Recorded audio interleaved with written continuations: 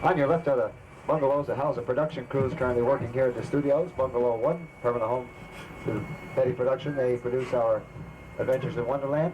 Bungalow 2, Warner Brothers Production, Passenger 57. Bungalow 3, Ivor Tour Incorporated, producing Flipper the movie. Well, right now, Charlotte has brought us into a small portion of our greenery department where we have trees, plants, and shrubs. And you notice they're all grown in portable boxes and pots. That's so they can be moved around from set to set very easily because Racer Roadster Airplane presented to our hero of the film by Howard Hughes. There's a residential street church, and of course right straight across is our little piece of the Big Apple, New York Street.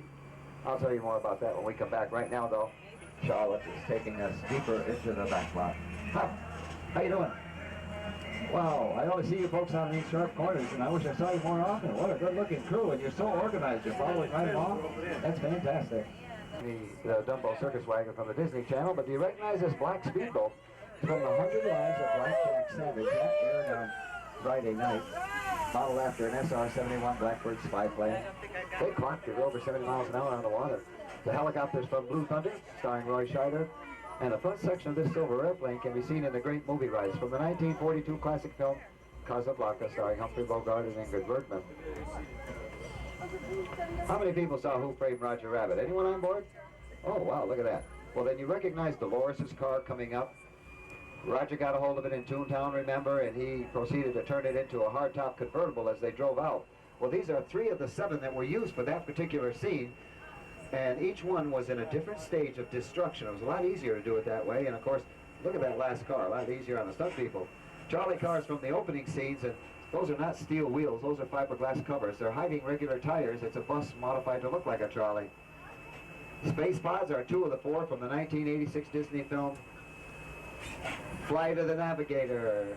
And the colorful gears are from the climatic finale of Dick Tracy.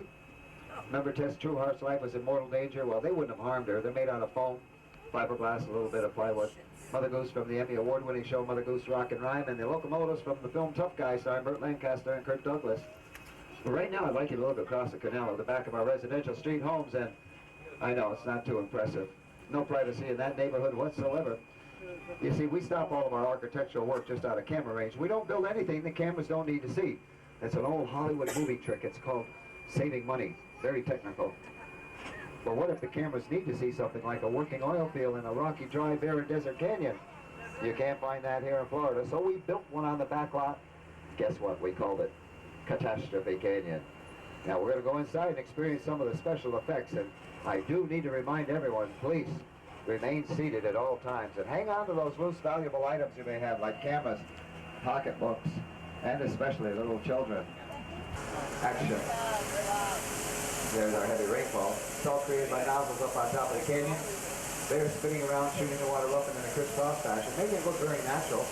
It will fool your camera. I guess I exaggerated. You're not going to get wet. The wind isn't blowing.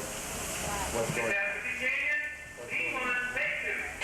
C1. No, Charlie, some people in here. Okay, folks, just hang on.